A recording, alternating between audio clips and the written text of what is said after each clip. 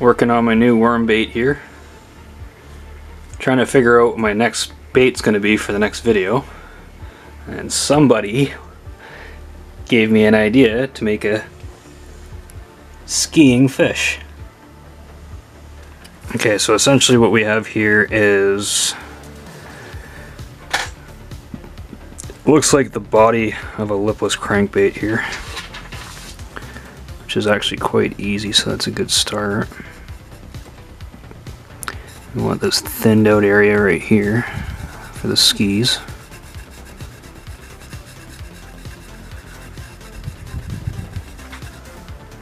And then it jets out to the back.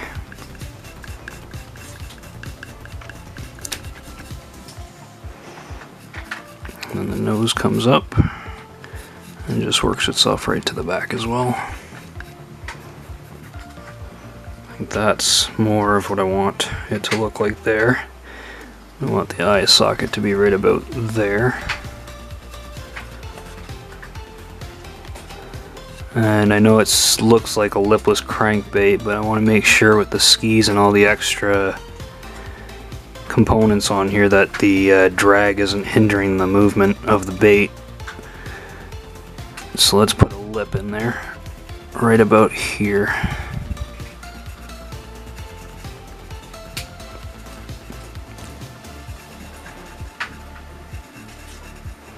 So it'll come down between the skis, and the skis will be right about here.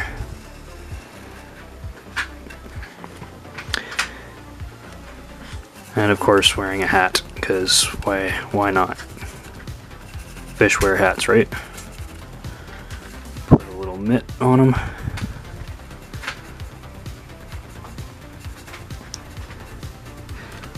There we go. Okay, so here's the cutout. Here's the idea for this. So we're gonna basically just cut out what would be the lipless crankbait body of this, ignoring the hat and the dive lip and the skis right now, because those are all going to be extra pieces later on. What we're going to make the skis out of is these popsicle sticks. What we're going to use for the ski poles is basically a lollipop stick, a plastic one with a hole through the middle of it. And the idea is to take a stinger hook and put it up through the middle of the popsicle stick, or the lollipop stick, through the body of the lure, out into the other ski pole, and then it's going to basically leave a stinger hook at the end of each pole. So that'll be your two hooks. So that's what I'm going to use right here, are these stinger rig hooks. And I'm just going to connect two of them and put them through the lollipop sticks and through the middle of the lure once again. So that's how we're going to do that. So let's go and cut the, let's go and start this and cut the shape out.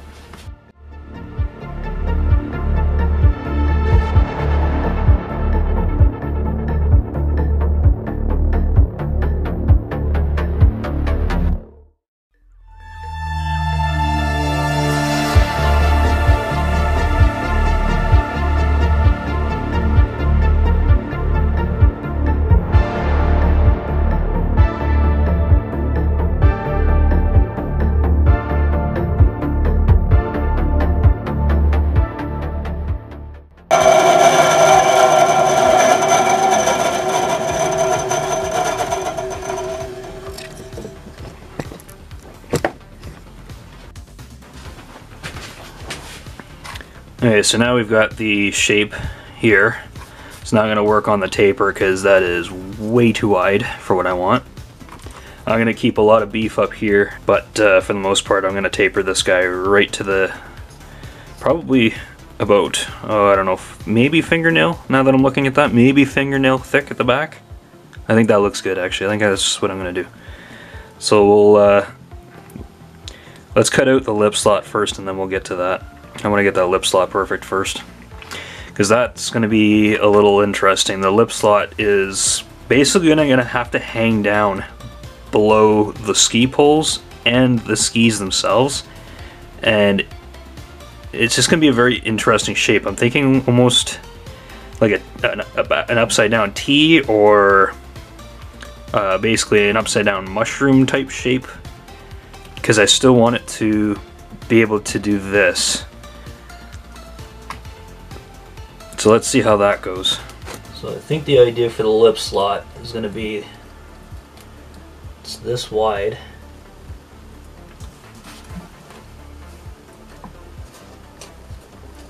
I figure the skis are going to be about that height there. So it's got to be lower than that. The ski poles will probably drop down to about this far with the hooks. So I want to be past all of that. So the lip material actually has to start somewhere down in this area here.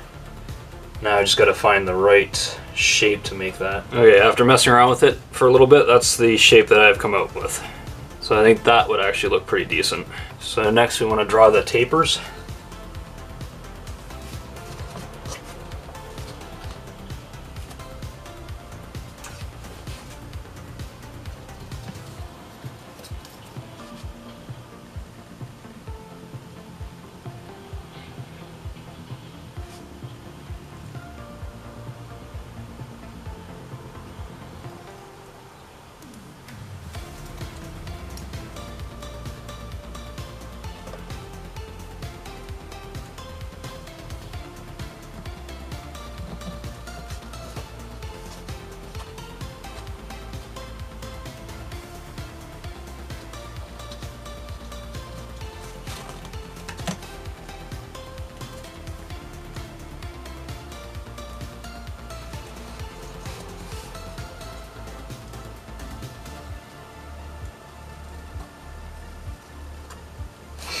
Okay, so we've got the center of it. I want to keep it pretty wide here, so I'm going to go about there. That's where I want to be.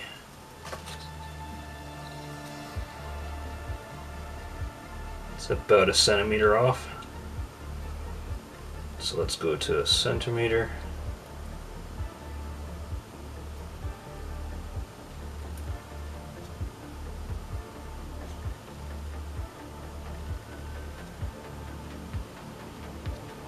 Centimeter on both sides.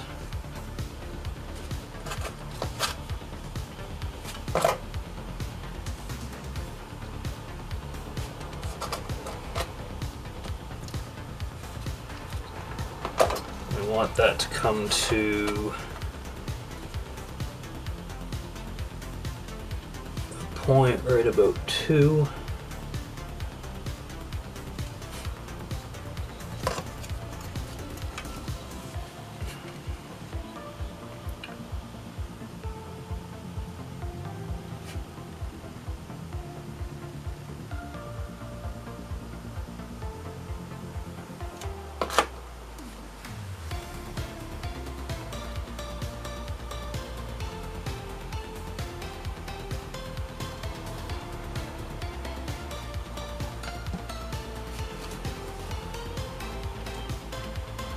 And then I want it to be right around here.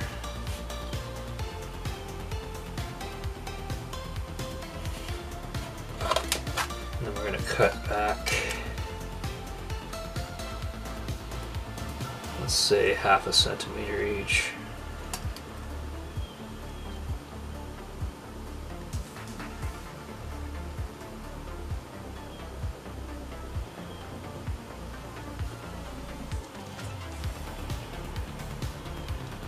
There.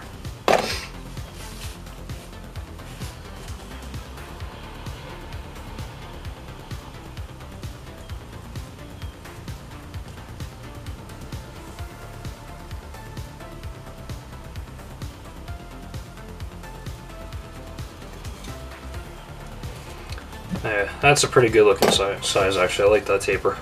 We got the tapers and we're gonna go and cut the tapers now.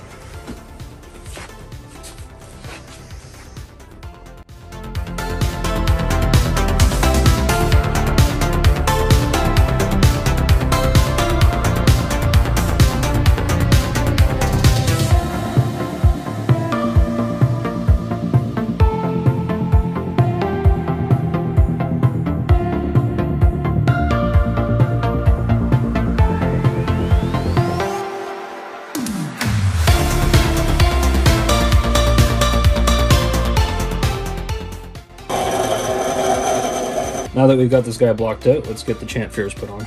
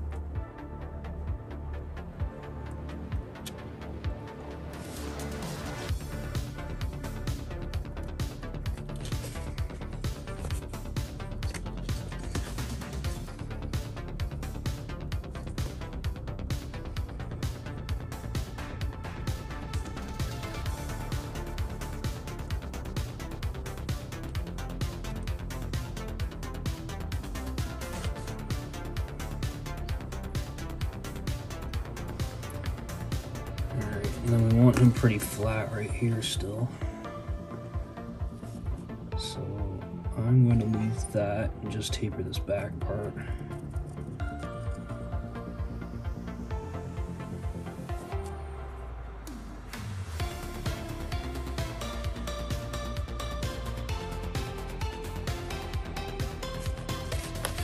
And that'll leave a spot for these to go across.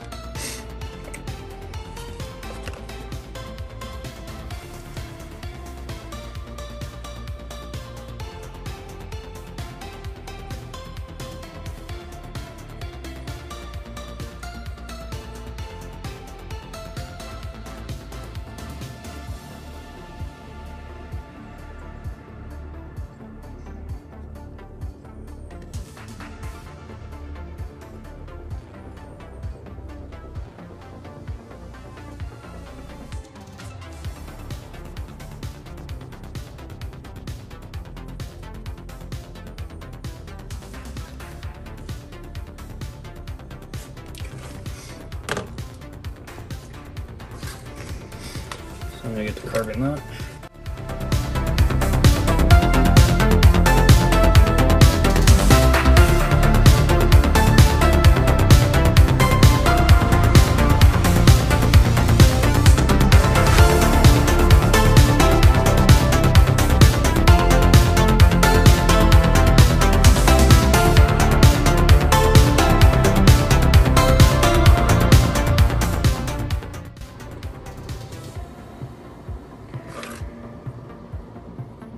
There we go. Let's get the glue of the super out. Try not to glue your hands to the lure or glue your hands to your face. Okay, and then we let that sit for about 15 minutes and then we'll get, then it'll be workable again. So I just jumped ahead and I got the lip put in there, and those just riveting stuff, putting that glue in there and fighting with that the whole way, but it's in there, it's not going anywhere. If the world blew up today, there would be this glue, that bib, some cockroaches, and maybe Keith Richards left. Yeah, so I then went around and sanded all the sides, so we've got a pretty smooth profile now, although very bulbous, but it's there. So now what I'm going to do is go on to the, I'm going to get the eye sockets put in, and I think I'm going to go with about a 10mm size.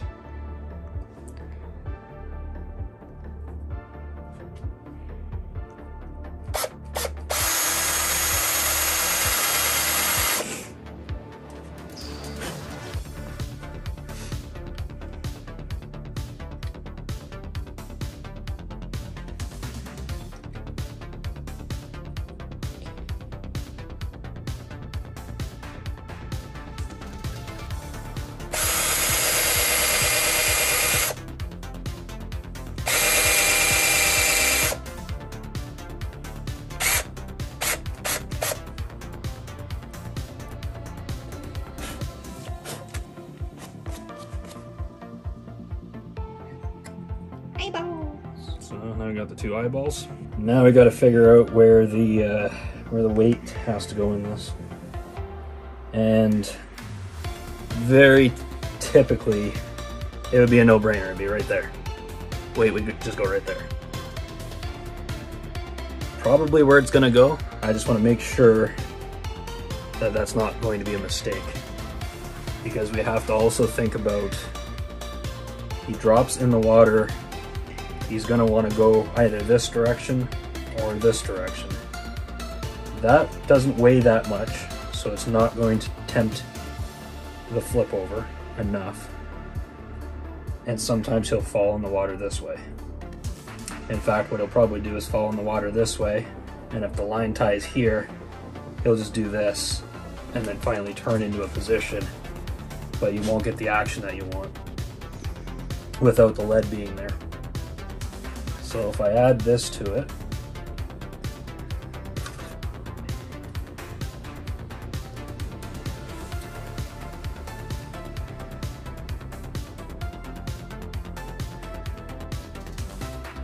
again, that's not really putting that much weight to it. So there's still a good chance now that he'll still want to try and land this direction. Or even like this, actually. He may even try to want to land on this side. Eventually he'll go this way, but because of the bib, but that's not going to give you the action that you want.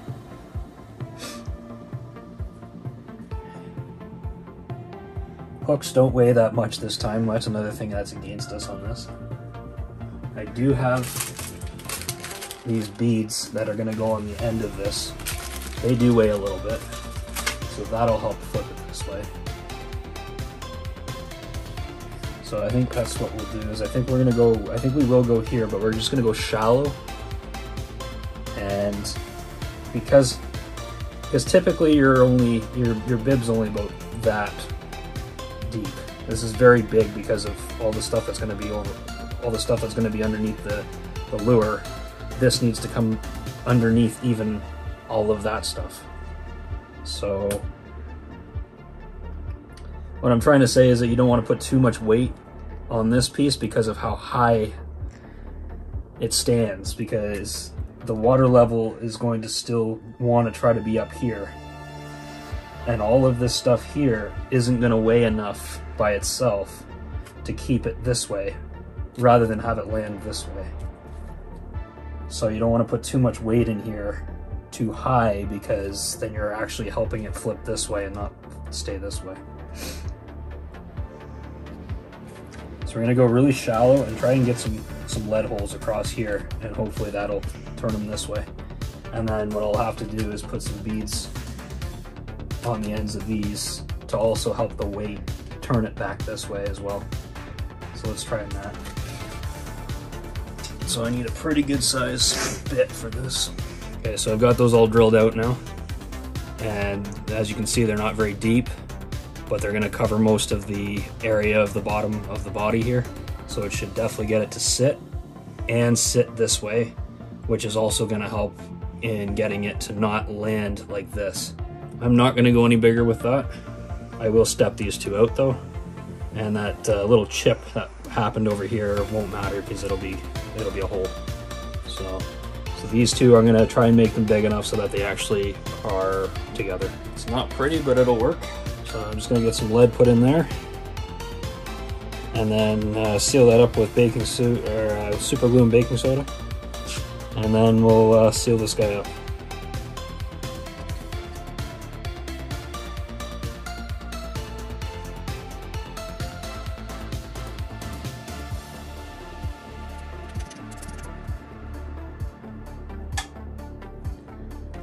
Okay, fast forward to the baking soda and super glue on there. It's on there, it's nice and flat. I filed it down, cleaned up a couple of the other areas that the super glue kind of ran to, and this is what we're left with right now. You see how that's very heavy towards the bottom, and now he just perfectly flops right to this angle here, which is exactly what we needed. So before we go on putting these in, what I need to do is, in order for this to work, he's going to have his ski, but right here I want to have a ski pole. So in order for that to happen, I need to get the hole put in through the actual full size of the lure. I gotta get the hole right through it in order to get the line that's gonna go all the way around, which we've got some 20-pound braid for. What we're gonna use here is the Easy Braid 20-pound spider wire and the in just the regular green. And what we're gonna do is feed that braid through these little lollipop sticks, which then I will re-tie the braid to the hooks here and get rid of the monofilament that they're currently attached to, because that will just snap with all the corners that this is going to have to go through now, because it's basically going to go up, through, and down.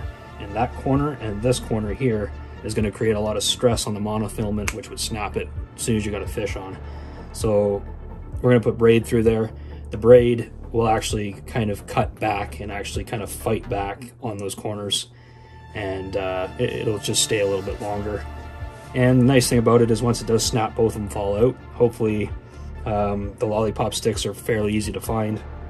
These hooks are fairly easy to find, which then allows you to redo it over and over again. So it's not like once this snaps, it's useless. You can go ahead and put the harness right back on it. So that's pretty nice to have too. So typically on a regular day when it's not snowing and icy, and I believe it's like -20 outside right now. So on a regular day that isn't like that, and you have some open water and you're ready to fish, I just love this part of the build, because I mean now it looks like everything's coming together, and it just gets your blood pumping. You're ready to go. And I mean, you really got to slow down and make sure you do the rest of this right, because there's a lot of parts that can go wrong really quickly on you. So you want to pay attention to make sure you get this finished right. But I really do love this part when everything kind of is starting to come together. I mean, that looks really cool. So I've never seen anything like this before. I'm glad to have kind of figured this out and made it something that's actually going to be, I think it's going to be really functional. So I think it's going to be kind of cool. So let's let that stew for a bit, kind of dry off. I don't want to accidentally knock one of these into the wrong area so that they become very uneven. So let's just sit and let that wait. We'll come back and we'll get this ready for paint. That's all smoothed out. I'm going to head off to the next part, which is putting the white down as the base. I'm going to use the Folk Art titanium white. For the actual body, I'm going to go from white to a Titan Pale Green by Golden, and I'm going to shoot that low. I'm going to basically do the whole side flank, but basically you're going to see it come just in the lower half all the way around, and then that'll shift to a color shift green in the middle of that,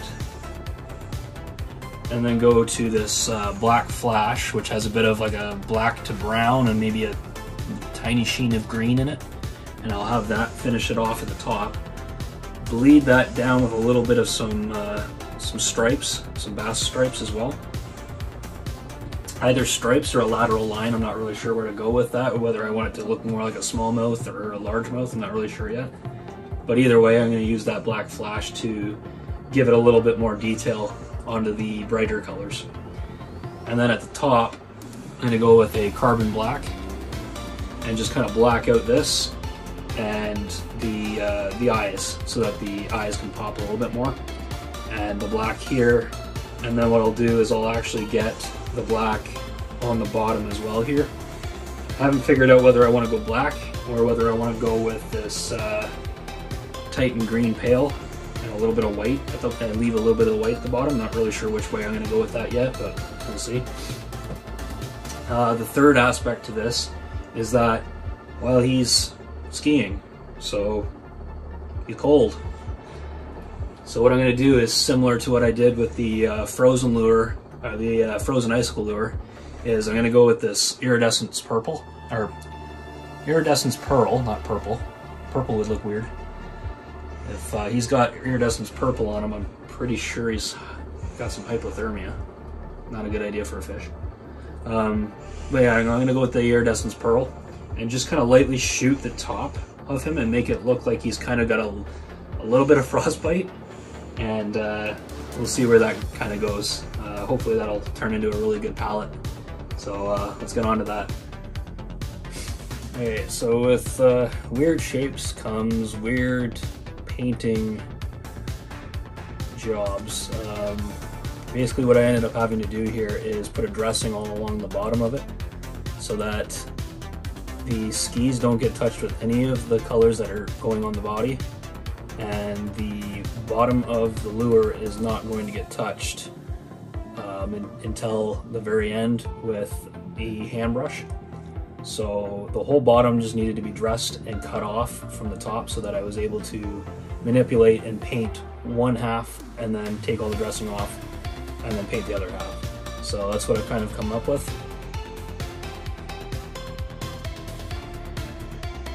Okay, so I have my hook harness on the braid. I don't think I showed you the end of this, but that's what it looks like after the paint job on the body and the skis. I think that turned out pretty well. I like that. Looks good. So now what I'm going to do is take a bead, put it through.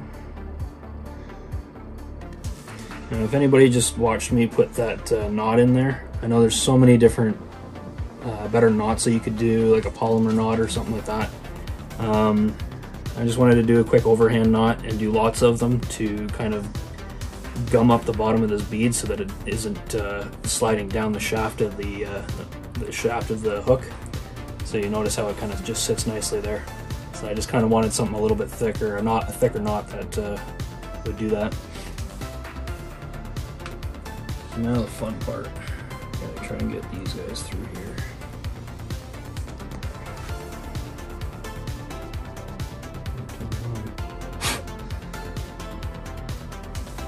And that should be how it looks. So it's not too bad, it looks pretty good.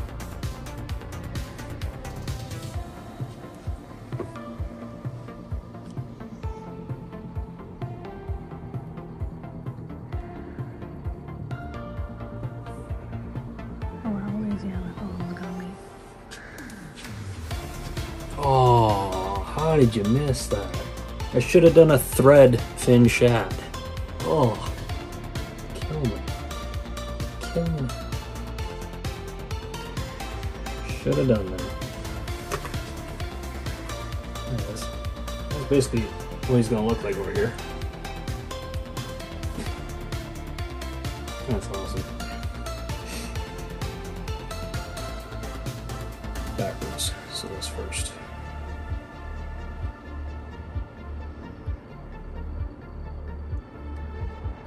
Nothing more devastating than forgetting the order that these are in, and then you have to start all over again. So there's that. So he's got arms. This is hilarious. The bead. And the hook. So there he is.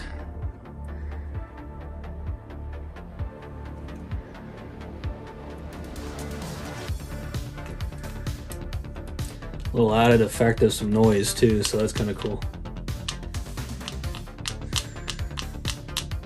Didn't even mean to do that, but that's going to be pretty cool. So it's going to give him an added effect of some noise as well. As if I stuck some clacker in the inside of him. So the other thing I like too is that when he does get grabbed by a fish, and this is moving around, it's still fairly loose. It's still basically able to do all the movements it needs to do in order to stay hooked. The only one thing I'd be worried about is if for whatever reason this came around and kind of got hooked inside there. But I think that's long enough. It doesn't actually, you can't get it in behind that, so that's good. That won't allow that to be ripped out. So that worked out. That worked out really well. So the only thing I would do is maybe add a a hook back here just for any short strikes that you can get. And then there's your line tie. The only thing that's left now is to glue on the eyes and then give it a clear coat.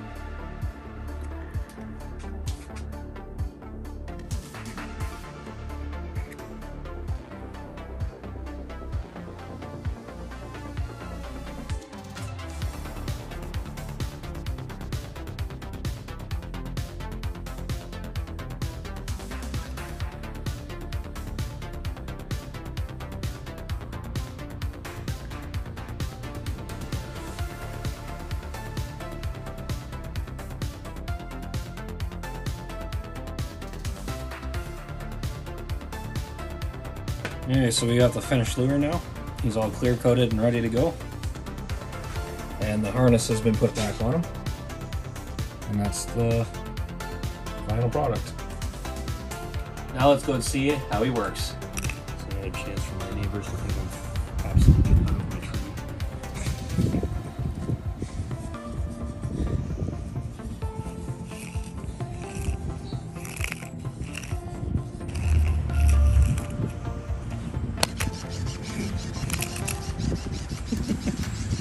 Back to the famous bathtub. In all seriousness, let's actually see how this thing works now.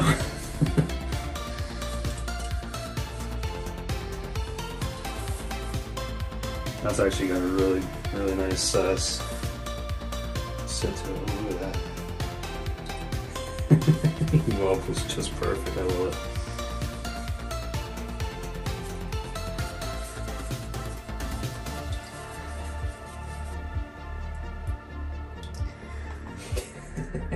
This is so cool.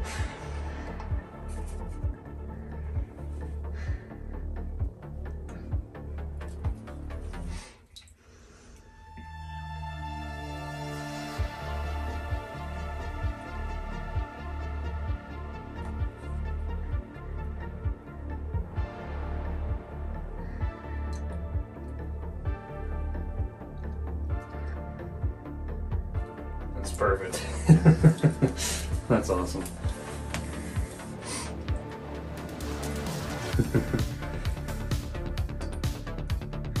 So once again, thank you for watching. And if you've liked this video, click like. I'd love for you to subscribe and be part of more of these builds. I've got a lot more interesting ones coming up. And the new store is opening on March the 1st. So if you guys want, you can get I got a bunch of these crankbaits that are on the way to start it all off, and there'll be more on there as well. But that's March 1st. I will put the website down in the description, and there's shipping all over North America for that as well. So wherever you are and wherever you're watching, we'll make something work for you so that you can get your hands on any of the lures that we put up on the website. So until then, thanks again for watching. We'll see you next time. It's definitely a one-of-a-kind lure. I don't know if I've seen too many of this shape. Has anybody tried that before? Does anybody know whether a bass cat will eat a tennis ball? This is so weird to hold. It's like carving an apple.